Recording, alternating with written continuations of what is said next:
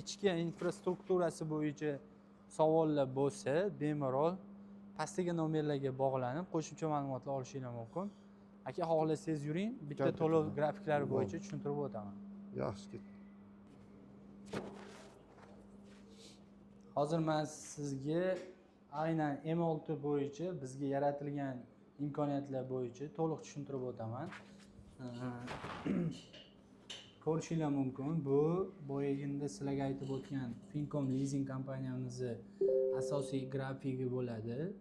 Shu grafik bo'yicha respublika kesimida sistema bir xil holatda ishlaydi.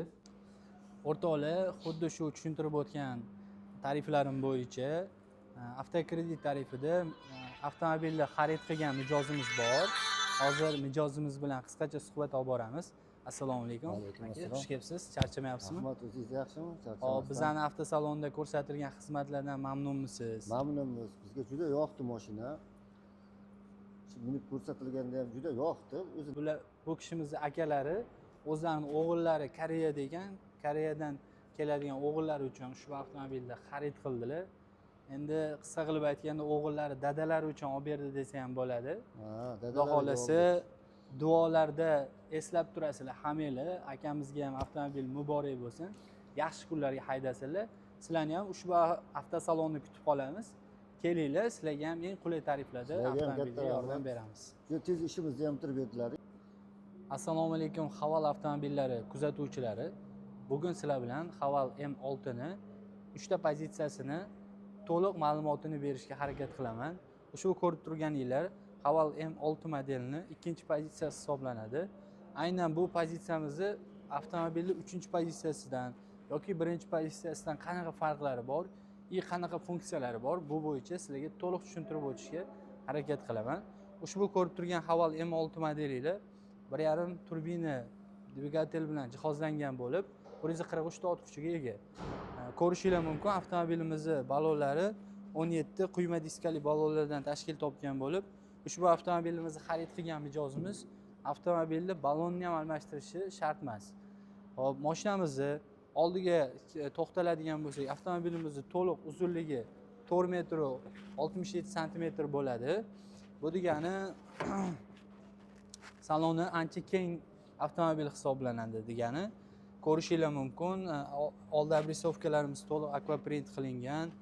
Abrisovkalarimiz qalinligi mягкий plastikdan tashkil topgan bo'lib, bu harakatlanayotganingizda yumshoq yurishingizni ta'minlab beradi. Qo'shimcha ravishda sidinalarimizga ham e'tibor berishingiz mumkin. Sidinalarimiz juda ham yumshoq. Oldi 2 ta sidinada abagrev o'rnatilgan bo'ladi. Undan tashqari avtomobilimiz 6 ta airbagdan tashkil topgan bo'lib, bu nafaqat insonni xavfsizligini oldi tarafdan yoki orqa tarafdan, balki yon taraflardan ham ta'minlab beradi. Ya'ni yon taraflardagi oynalarni ham yopishini hisobiga biror obyektga urilganingizda oyna siniqlari salon ichiga kirmasligini to'liq ta'minlab beradi. Ushbu avtomobilimizni oldiga nazar solsanglar bo'ladi. Juda ham o'zgacha dizaynda ishlab chiqarilgan bo'lib, bu dizayn ishlab chiqarilishida Range Rover kompaniyasini asosiy dizaynerdan bittasi Ray Semmit hisoblanadi. Bu hozirgi kunda Haval avtomobillarini ishlab chiqarishda asosiy dizaynerlardan bittasi hisoblanadi. Avtomobilimizni ana o'tirganimda ko'rishingiz mumkin. Torpedaga ham bir qarishdan ko'proq masofa bor. Bo'yim o'rtacha 1.72, ko'rib turibsizlar, balandligi ham ancha baland hisoblanadi. Avtomobilimizning funksiyalarini hozir bitta tushuntirib o'taman. Avtomobilimizni orqasiga e'tibor beradigan bo'lsak, avtomobilimizning orqasi ham oldiga nisbatan ancha keng. Ko'pchilik orqasi ham kengmi, o'tirishga qiynalmaymizmi deb savol berishadi. Yo'q, bu avtomobilda umuman o'tirishga qiynalmaysiz, sababi orqasi ham anchagina keng hamda orqaga suyangovchi sidinalarimiz ham orqaroqqa suyanganini hisobiga orqada o'tirgan odam ham uzoq yo'lga ketayotganda xotirjam dam olib ketishi mumkin. Sidinada, orqa sidinada ham masofani ko'rib turibsizlar. Oldi sidinani maksimalni orqaga surganman. Bemalol xotirjam o'tiryapman. Undan tashqari yosh oilalarga ham farzandlarini xotirjam ketishi uchun bu avtomobilni orqasida detskiy, ya'ni isofix rejimi ham o'rnatilgan. Ketayotganda aynan o'sha yosh bolani kolyoskasini xuddi shu yerga qo'yib, o'rnatib, qimirlamay ketishini ta'minlash uchun qo'shimcha remellarni ham o'rnatib qo'yganmiz. Bemalol xotirjam xavfsizlikni ta'minlasanglar bo'ladi. Bu yerda qo'shimcha orqada o'tirgan mijozlar uchun podstakanchik, orqa oynani boshqarish tugmachasi hamda ruchkalarimiz o'rnatilgan. Avtomobilimizni orqa balonlarini ham ko'rib turibsizlar. Boyaga aytganimdek 17 quyma diskali balonlardan tashkil topgan. Hop, buni orqa ko'rinishi, avtomobilimiz orqa faralarini ko'rinishiga ham alohida e'tibor berishgan. Aynan farqlarini aytib o'tib ketay. Buni 3 ta pozitsiyasidan asosiy farqi shu zadniy kamerasida bo'ladi. 3-chi pozitsiyada zadniy kamera paktronik datchiklari bor. 2-chi va 1-chi pozitsiyamizda zadniy kamera o'rnatilgan bo'lmaydi. Lekin qolgan tashqi ko'rinishi bir xil bo'ladi. M6 ni bagaj qismiga e'tibor beradigan bo'lsak, M6mizni bagaj qismi 808 litrdan tashkil topgan bo'lib, bemalol keraklicha yuklarni joylashtirishingiz mumkin. Yokida bu yerda zapaska balonning o'zini joyi bor. Xohlagan odamlar uchun avtomobilda yoqilg'i turini o'zgartirishlari ham mumkin bo'ladi. Ya'ni 60 litrgacha propan tabletkalarni qo'yishingiz mumkin. Avtomobilda yana bitta o'ziga jalb qiladigan tomoni shundaki, hozir bugungi kunda ko'pchilik o'zimizda ishlab chiqarilayotgan ba'zi bir avtomobillarni sotib, tradingga bu avtomobilni xarid qilishmoqda. Sababi bizning rayon hamda shahar hududlarida notekis yo'llar ozgina ko'proqligini hisobiga bu avtomobilni pastki qismiga e'tibor bersangiz, to'liq nezavisiminniy natsionalniy podveskadan tashkil topgan bo'lib, g'ildiraklarni ishlash faoliyati alohida ishlaydi. Shuni ham bitta ko'rsatib qo'ysangiz bo'ladi mana. Tag qismiga bitta qaranglar, mana bu yoqdan ko'rganingizda alohida bo'ladi. Oldi ham, orqa ham polniy nezavisiminniy holatda ishlaydi. O'shani hisobiga siz har qanaqa yo'lga yurgan vaqtingizda mashina yumshoq yurishi mumkin bo'ladi. Xo'p, benzin bakimizga to'xtaladigan bo'lsak, avtomobilimiz 55 litrli benzin bakdan iborat bo'lib, bu bugungi kun holatiga kelib olib qaraganda benzin tanlamaydi. 92-95 benzinlarni quysangiz bo'ladi. Chunki 80 benzin уже hech qayerda qolmadi. Orqa ko'rinishlarni tushuntirdim. Oldidan yana bitta farqli tomonini aytib o'taman. 3-pozitsiya M6 variantimizda xuddi shu joyda besko'choy dostуп bor. 2 hamda 1-pozitsiyamizda besko'choy dostуп bo'lmaydi. Shuni ham inobatga olib qo'ysanglar bo'ladi. Salon qismiga to'xtaladigan bo'lsak, sentr zamoklar o'zgarmagan. 4 ta oynani boshqarish markazi, hop, ruchkalarimiz podstakanchiklarimizdan iborat bo'ladi. Buni asosiy farqida keladigan bo'lsak, 2 va 3-pozitsiyada asosiy farqi bu avtomobilimizning lukida bo'ladi.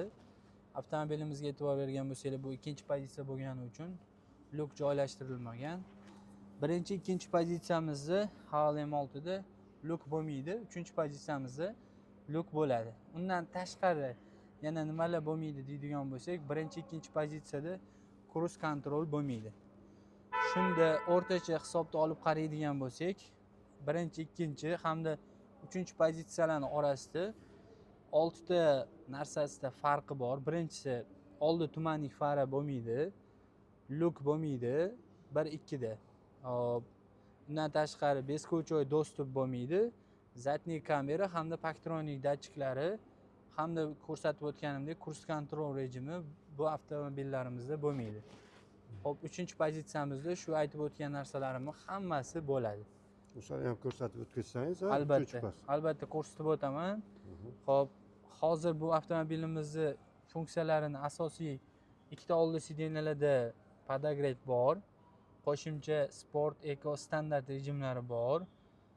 Avtomat modelimizni xohlasalar avtomat ko'rinishida, xohlasalar mexanika ko'rinishda lepistok orqali ham haydasalar bo'ladi. CarPlay orqali bu monitorimizdan YouTube, GPS shunga o'xshagan funksiyalardan bemalol foydalanishlari mumkin. Hamda oldi orqa oynalarimizni isitish sistemasi ham ushbu avtomobilimizda o'rnatilgan. Yana bitta narsani aytib o'tdik, bu avtomobillarimiz barchasida avtohold rejimi bor. Avtohold rejimi o'zi nimaga kerak? Ko'proq shahar joylarda harakatlanadigan mijozlarimiz uchun svetoforlarda to'xtaganda avtomobilning kalotkasini yemirilish darajasini pasaytirish uchun avtomobilni tormozni bosib qo'yib yuboradi. Avtohold rejimi avtomatik ishlagandan keyin tormozdan oyoqni olib qo'yib, svetofor ochilguncha bemalol kutib turish kerak bo'ladi. Shunda avtomobil o'zini holatida to'xtab turadi. Svetofor ochilgandan keyin yana gaz bosib ketaveradi. Shunga qo'shimcha ko'rsatkichlarni qo'yib qo'yilgan. Bunda rushnoy sistemamiz ham avtomatik ishlaydi. Faqat bu avtomobilni haydashda bitta narsa mijozlarimizdan talab qilinadi. Avtomobilni harakatlantirishdan oldin remenni toqish kerak bo'ladi haydovchi. Agar remen toqmaganda mashina harakatlanmaydi. Bu aynan biz uchun mos keladi. Nimaga? Har xil sharoitlarda bolalar bildirmasdan yurgizib yuborishi, shunaqa holatlar bo'ladi. Shunda mashina birdan oldiga yurib ketib qolishi mumkin. Lekin bu modellarda именно o'shanaqa bolalar bosib bilmasdan yurgizib yuborgan taqdirda ham mashina remen toqilmaguncha yurib ketib qolmaydi. Shu tomondan to'liq xavfsizligiga ta'minlanadi. Xuddi shu pozitsiyani farqini tushunishinglar uchun 3-pozitsiyasini ham ko'rsatib beraman. Mana e'tibor berganinglardek, bunda tumanlik fara yo'q. Lekin mana 3-pozitsiyasida endi nimalar borligiga ahamiyat beramiz. Birinchidan Nasiya savdo deb qo'yilibdi u. Nima? Xo'p, akajon, nasiya savdoni hozir tushuntiraman. Bunda oldi tumanlik faralarimiz bor, lukimiz bor. Ko'rib turganinglardek, beskulchoy dostуп bo'ladi. Beskulchoy dostупdan tashqari avtomobilimizda zatniy kamera hamda paktronik datchiklar o'rnatilgan bo'ladi. Diskalarimizni ko'rinishini ham mana 3-pozitsiya diskasini ko'rinishi bilan 2-pozitsiyani ko'rinishini ko'rsatib qo'ysangiz bo'ladi bemalol. Yana bitta farqimiz, rulimizda cruise control rejimi ham o'rnatilgan bo'ladi. Xo'p, endi nasiya savdoga to'xtaladigan bo'lsak, ushbu avtomobilni ko'pchilik to'lov turlari bo'yicha ma'lumot berishga to'xtalganda har xil yolg'on ma'lumotlar bo'lyapti. Siz bu yoqda hisob-kitob aytasiz, borganda boshqacha bo'ladi degan savollar ko'p bo'pti. Bizda unaqa narsa bo'lmagan hozirgacha. Bundan keyin ham rost gapiramiz. Bu Fincom nasiya savdo deganimiz avtomobilni rassrochka ko'rinishida Fincom leasing kompaniyasi orqali xarid qilishingiz mumkin degani. Aynan bu kompaniya faoliyat boshlaganiga O'zbekistonda 15 yildan oshdi. 15 yildan ortiq muddatda hozirgi kun hisobida 71 mingdan ortiq avtomobilni xuddi shu tariflarda aholiga bergan holatda faoliyat ko'rsatib kelmoqda. Hozirgacha bu kompaniya orqali ishonchsizlik bo'lmagani uchun bizning Jizzax Adem zavodini Finprodukt ham aynan shu yo'nalishda ochilgan. Sababi mijozlarimizga qulaylik yaratish, aynan shu ko'rinishda sotib olmoqchi bo'lgan mijozlarimiz uchun qulay tariflarni yaratishdan iborat bo'ladi. Bizda undan tashqari imtiyozli avtokredit hamda naqd ko'rinishda mashinani xarid qilsanglar bo'ladi. Hozir men bu tushunchalar sizlarga tushunarli bo'lishi uchun kompyuter orqali aynan Fincom rassrochka sistemasi qanaqa ishlaydi, avtokredit sistemasi qanaqa ishlaydi, birma-bir tushuntirib o'taman. Oylik to'lovlari, qo'shimcha to'lovlar bo'lsa, qo'shimcha to'lovlar hammasi realniy bo'ladi. Xudo xolisa shu videoni ko'rib keldim deb avtosalonga keladigan bo'lsanglar, fikridan qaytish unaqa holat bo'lmaydi. Xudo xolasa 100% gapirgan gapimizga javob beramiz. Shuni ham unutmanglarki, biz Namangan shaharda ikkita avtosalondan iboratmiz. Bizning avtosalon Namangan shahar Chorsuv dahasining oldida Turon universitetining yonginasida joylashgan rasmiy distribyutor hisoblanadi. Shuning uchun bemalol avtosalonimizga kelib qo'shimcha ma'lumotlarni olsanglar bo'ladi. to'lov turlari bo'yicha tushuntirishni oldin bitta mashinani kapot qismini ham ochib, ichki sistemasini ham bitta ko'rsatib o'taman.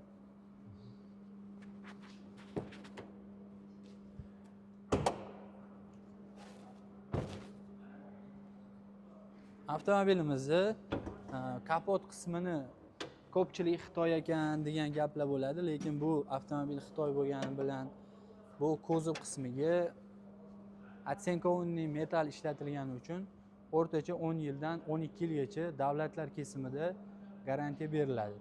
Avtomobilimizni motor qismiga e'tibor berishingiz mumkin. 4 silindrli 1.5 turbina dvigateldan tashkil topgan bo'lib, nemetskiy sistemada ishlaydi. Bu avtomobilimizni o'zini miya qismi, motor, miya, korobka, elektronika sistemalarning ishlash sistemasi to'liq germanskiy sistemada hisoblanadi. Yana qanaqadir ichki infrastrukturasi bo'yicha savollar bo'lsa, bemalol pastdagi nomerlarga bog'lanib qo'shimcha ma'lumotlar olishingiz mumkin. Aka, xohlasangiz yuring, bitta to'lov grafiklari bo'yicha tushuntirib o'taman. Yaxshi ketdi. Hozir men sizga aynan M6 bo'yicha bizga yaratilgan imkoniyatlar bo'yicha to'liq tushuntirib o'taman. Ko'rishingiz mumkin, bu boyaginda sizlarga aytib o'tgan Fincom leasing kompaniyamizning asosiy grafiki bo'ladi.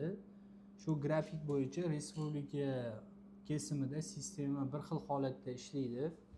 Yana bu narsani ko'rsatishdan oldin yana bitta narsani aytib o'tay. Bu oyma-oy yoki yilma-yil grafiklarini ko'rinishi, imtiyozlarni ko'proq yaratilishini inobatga olgan holatda grafiklarning hisob-kitoblari o'zgarishi mumkin. Lekin bugungi kun holati mana 2-fevralda turibmiz. 2-fevral holatiga shu grafikimiz amal qiladi. Ko'rishingiz mumkin, mana deylik M6 variantimiz uchun yaratilgan imtiyozlarni to'xtaladigan bo'lsak, M6 variantimizga 279 million, 259 million, 249 millionlik 3 ta pozitsiyada rassrochka sistemasi amal qiladi. Rassrochka sistemasida xuddi shu grafik bo'yicha ishlashimiz mumkin, ya'ni foizsiz avtomobilni xarid qilaman degan mijozlarimiz uchun Fincom leasing kompaniyasi orqasida Fincom leasing kompaniyasi belgilab bergan shartlar kesimida 30 yoki 40% mashinani tan narxiga nisbatan to'lov qilgan mijozlarimiz uchun 1 yil muddatga foizsiz ko'rinishda mashinalarni xarid qilishlari mumkin. 45% to'lasalar 18 oyga, 55% to'lov qilsalar 24 oyga, 65% to'lov qilsalar 24 oy, 70% to'lov qilsalar 36 oy, 75% to'lov qilsalar 48 oy muddatgacha mashinani o'zini tan narxini bo'lib to'lashga xarid qilishlari mumkin. Endi bu yerda ko'p savol tug'iladi. Juda ham ko'p mijozlarimizdan kelgan savollarga javob berib o'taman. Bu rassrochka sistemasida sizlar pul qo'shilmaydi deb aytyapsizlar, lekin o'zi aslida borganimizda pul qo'shilib qolyapti. Nimaga aynan shunaqa degan savol bo'ladi. Bu o'zaro zavod bilan shartnoma qilingani uchun bu yerda siz olayotgan mashinani tan narxiga nisbatan asosiy xarajatlarga mablag' qo'shilgan, ya'ni 4,5% NDS, ya'ni firmani o'zini komissiya to'lovi hisoblanadi. Shu firmani o'zini komissiya to'lovini boshqa to'lovingizga qo'shib hisoblaydi. Deylik, mashinani tan narxi 279 million 900 ming so'mlik mashina xarid qilayotgan bo'lsangiz, uni o'rtacha 55% ni hisoblasak 153 million 945 ming so'm bo'ladi. Undan tashqari 12 million 595 ming so'm qo'shimcha komissiya to'lovi, 700 ming texpasportga, 2 million 866 ming 1 yillik sug'urta pulini to'lashingiz kerak bo'ladi. Shu summalarni to'lab, ya'ni jami 170 million 107 ming so'm to'lagan taqdiringizda mashinani leasingli rassrochkaga xarid qilishingiz mumkin. Oylik to'lovingiz 5 million 529 mingdan chiqyapti. Endi bu grafik 24 oy muddatga, ya'ni 55% to'laganingiz uchun mana bu yerda ko'rsatib o'tganimdek 55% to'laganinglar uchun 24 oy muddatga 5% xarid qilyapsizlar. O'shanga qarab mashinani qolgan summasini muddatlar kesimida to'lab qo'yilgan. Xo'p, bunda boshlang'ich to'lovdan tashqari yana 1.250.000 so'm notarius uchun ham to'lovinglar bo'ladi. Ya'ni notarius nimani kafolatlaydi? Shu avtomobilni xarid qilish jarayonida avtomobil sizni nomingizga chiqqanligi bo'yicha tasdiqlovchi hujjatingiz bo'ladi. Ertaga shu oylik to'lovni to'liq to'lab yopib bo'lganingizdan keyin mashinani o'z nomingizga оформление qilib olishingiz mumkin bo'ladi. Shunda o'rtacha 279.900.000 so'mlik mashina sizga lizing рассрочкаga xarid qiladigan bo'lsangiz, qo'shimcha to'lanadigan summalar bilan jami 305.684.000 so'mga to'xtaydi. Shularga ham aniqroq gapirib ketishni xohladim. Bizda yana sizlarga imkoniyat yaratish maqsadida qo'shimcha tarifimiz bor. Bu ham aynan Fincom Leasing kompaniyasi orqali amal qiladi. Deylik, sizda mashinani tan narxiga nisbatan 15% to'lov pulingiz bo'lsa ham 15% boshlang'ich to'lov bilan avtomobilni 60 oy muddatgacha, 48 oy muddatgacha xarid qilishingiz mumkin. 20% to'lov bilan 60 oy muddatgacha xarid qilishingiz mumkin yoki 50% to'lov bilan 60 oy muddatgacha yillik aylanmasi 14% stavkada xarid qilsanglar bo'ladi. Bu tarifni ham sizlar uchun yaratib qo'yganmiz. Aynan shu tariflarda mashinani xarid qiladigan bo'lsanglar, mashina firma nomerida chiqadi. Paka yopib to'liq qarzinglardan qutulmaguninglargacha o'sha firma nomer bilan putyovka asosida harakatlanasizlar. To'liq yopib bo'lganinglardan keyin mashina o'zingizlarning nomingizga rasmiylashtirib beriladi.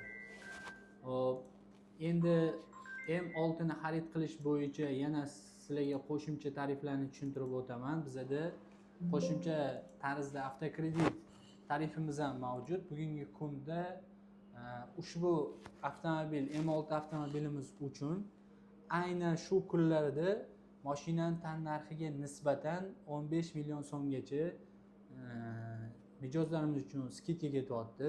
Tarifiga, pozitsiyasiga, rangiga qarab turib skidkamizni miqdori o'zgarishi mumkin. Yana bir marta qaytarib o'taman, 2026-yilni 2-fevral holatiga aytilayotgan gap. Bu skidka balkim 1 oy, balkim 10 kun, balkim 15 kun amal qilar, lekin xudo xolisa shu kunlar ichida murojaat qilgan mijozlarimiz uchun ushbu imtiyozli tarifni qilib berishimiz mumkin bo'ladi. Bunda agar sizlar deylik 279 millionlik mashina xarid qiladigan bo'lsangiz, skidkada 264.900.000 so'mga to'xtaydi. Boshlang'ich to'lovingizga qarab muddati belgilanadi. Deylik 50% to'lov qilyapsizlarda, 50% to'lov 132.450.000 so'm, qolgan 132.450.000 so'mda 50% to'layotganinglar uchun agar budjet tashkilot xodimi bo'lsanglar 21.9% dan, agar budjet tashkilot xodimi bo'lmasanglar 22.9% dan qilib hisoblanadi yillik aylanma stavkasi.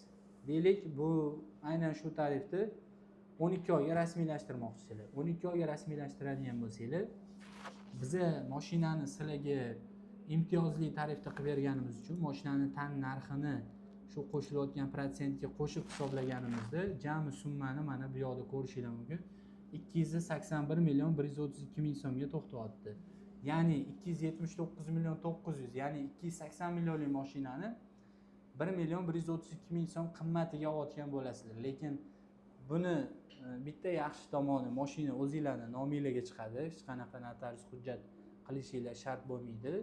Hamda shu 1 yilda yopib olishinglar kerak bo'ladi yoki umuman olganda 60 oyga rasmiylashtirib, xuddi shu tarifda 60 oyga rasmiylashtirsa oylik to'lov 3.650.000 so'mdan chiqyapti. Mana ko'rib turganinglardek 5 yilga rasmiylashtirib, ko'proqdan shu 132.450.000 ni 1 yil davomida yopib olsanglar ham 1 yilda yopib olishinglar mumkin bo'ladi. Maksimal 2 yilgacha yopib olgan taqdiringizda mashinaning tan narxiga nisbatan xudo xolisa inflyatsiyani hisobiga yutib ketishinglar mumkin bo'ladi. Bugungi kun holatiga bizada shu lizing rassrochka hamda shu avtokredit tariflarimiz mavjud. Yana qo'shimcha qanaqadir tariflarimiz ochilsa, xudo xohlasa, yana ma'lumotlarni YouTube orqali joylab boramiz.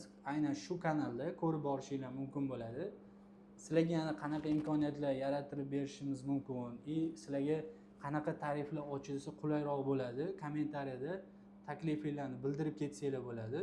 Albatta, sizlarning fikringlar biz uchun muhim, inobatga olinadi. Xudo xohlasa bu yerda halol ishlashga harakat qilamiz. Shuning uchun barcha gapirilgan gaplar rost. Inshaalloh kelgan yillarda sizlarga qulay bo'lgan tariflarni hisoblab berishimiz mumkin. Yoki masofadan ko'rayotgan mijozlarimiz bo'lsa, pastdagi raqamlarga murojaat qilasizlar. Telegram orqali grafiklarini, to'lovlarini, boshqalari bo'yicha xohlagan pozitsiyalar ma'lumotini beraman.